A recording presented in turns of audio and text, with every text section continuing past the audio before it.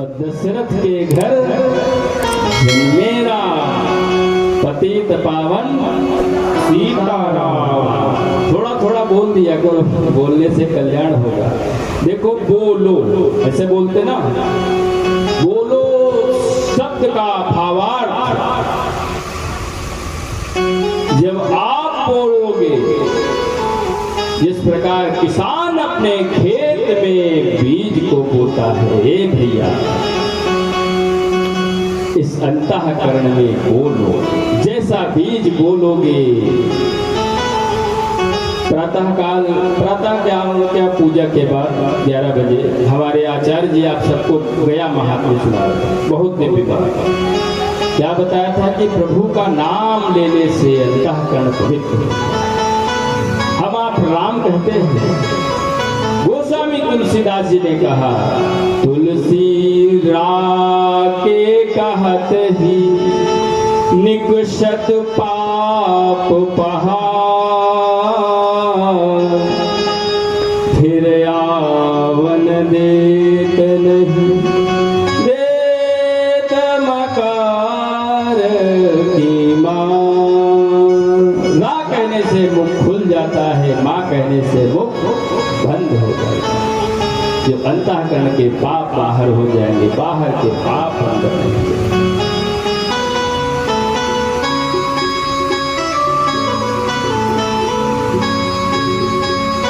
अजस्ततो महाराज तस्मात् दशरथो। गोविंद के नाम को गाने से मुक्ति प्राप्त होती है, वैकुंठ प्राप्त होता है। बोलो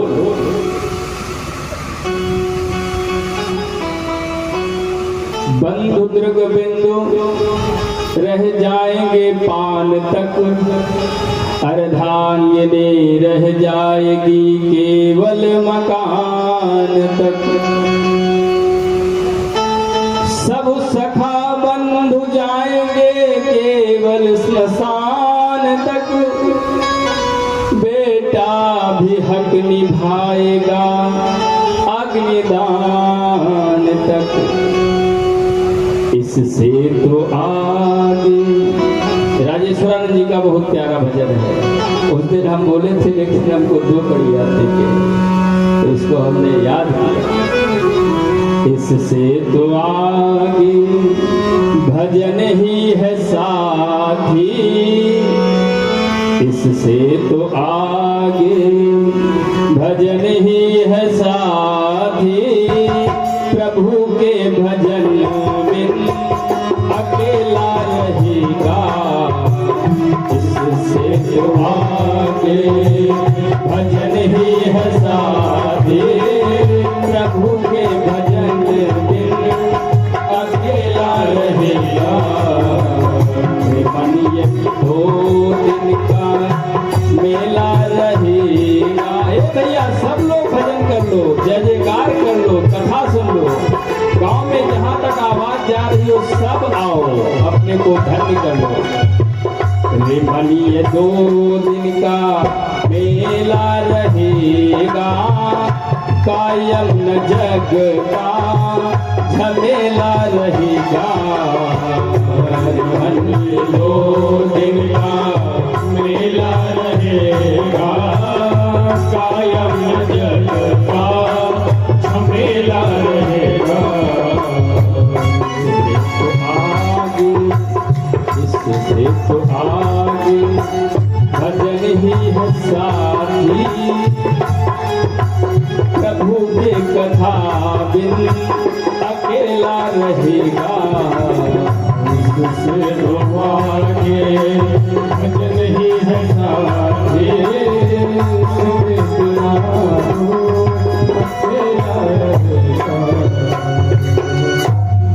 भगवान का नाम बोलो। महाराज आज के यहाँ दशरथ जी दशरथ जी के यहाँ राघवेंद्र सरकार पहुंच जाइए। परसों की कथा में महाराज मनु ने वरदान प्राप्त किया था, हुई हो अवध भुआल तब मैं हो तुम्हार सुख। सब शांति से कथा सुनेंगे। इस कथा को जो सुनता है उसके आंगन में कभी बालक और बालिकाओं की कमी नहीं रहती। परमानंद पूरी मन जाए। भगवान के जन्म की कथा, भगवान के विवाह की कथा भाव से सुनो, परमानंद के अद्भुत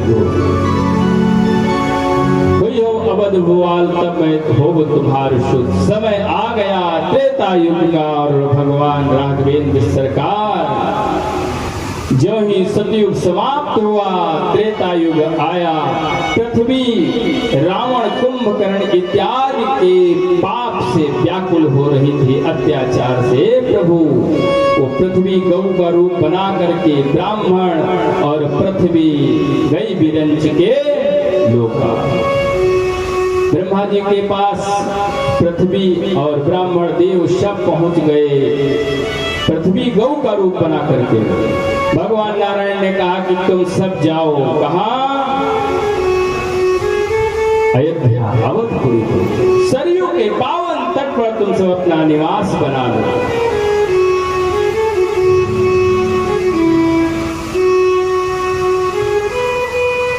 और हम कुछ समय में पूर्व वरदान को पूर्ण करने के लिए महाराज दशरथ के यहाँ उतार देंगे। बाढ़े खल बहु चोर जुआरा, झेलम पट परिधन पर जाया।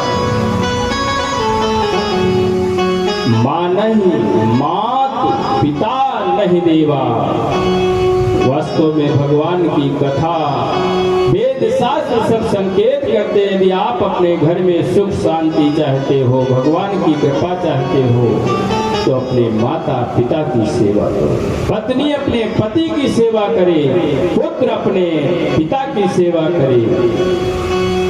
उस घर में लक्ष्मी निवास।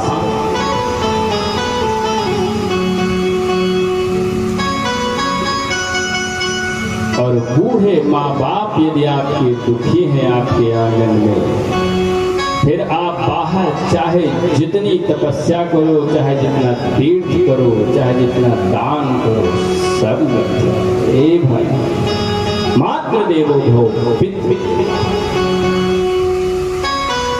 साक्षात जीवित देवी देवता हमारे आंगन में, और हम उससे विमुख हो जाते।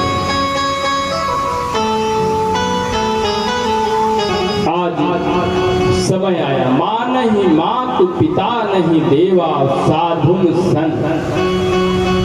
चाहे जिस वर्ण का हो, ब्राह्मण क्षत्रिय वैश्य शूद्र, जो सीधा होता। साधु शब्द का हमेशा अर्थ सज्जन और सीधे से लगाना, रंगे कपड़े पे मत जाना।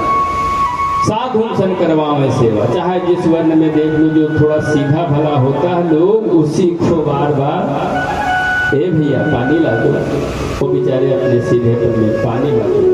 ए भैया बाजार चले जाओ, भूख प्यास नहीं देख रहे, बाजार जा करके आपकी साख सब्जी। साधु सन करवावहि सेवा, तिनके यह आचरण भवानी। शिव जी ने कहा,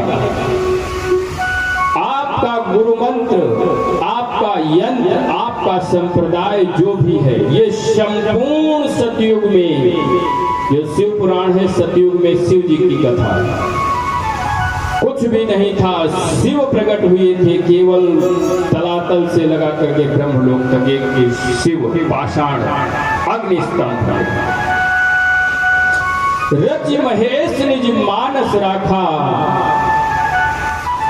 हृदयस्थ रखो, लेकिन अवसर आने पर उसका उपयोग।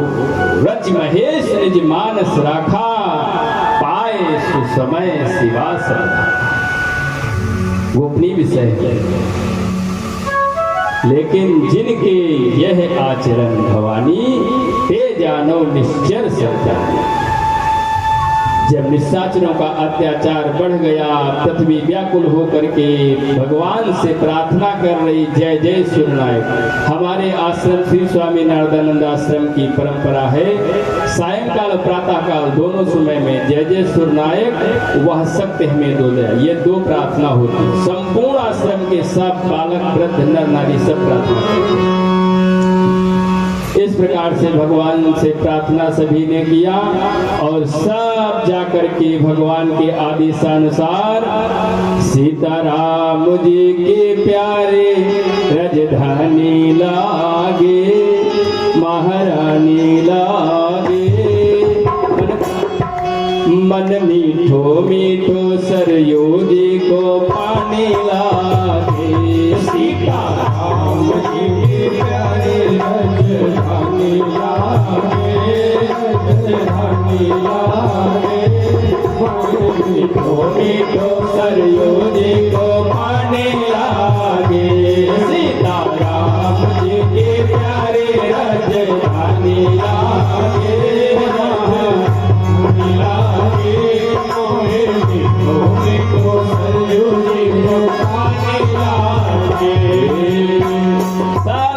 अयोध्यापुरी में पहुंच गए सरयू महारानी के पास और कियत कालेन भागेन, भगवान समय आ गया।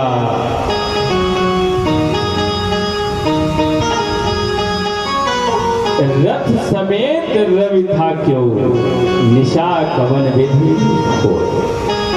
आज वो सूर्य देव अपने को धन्य मान रहे हैं कि रघुवंश में नारायण अवतार लेने जा रहे हैं। सूर्य ने अपनी गति को रोक दिया, एकटक हो गया।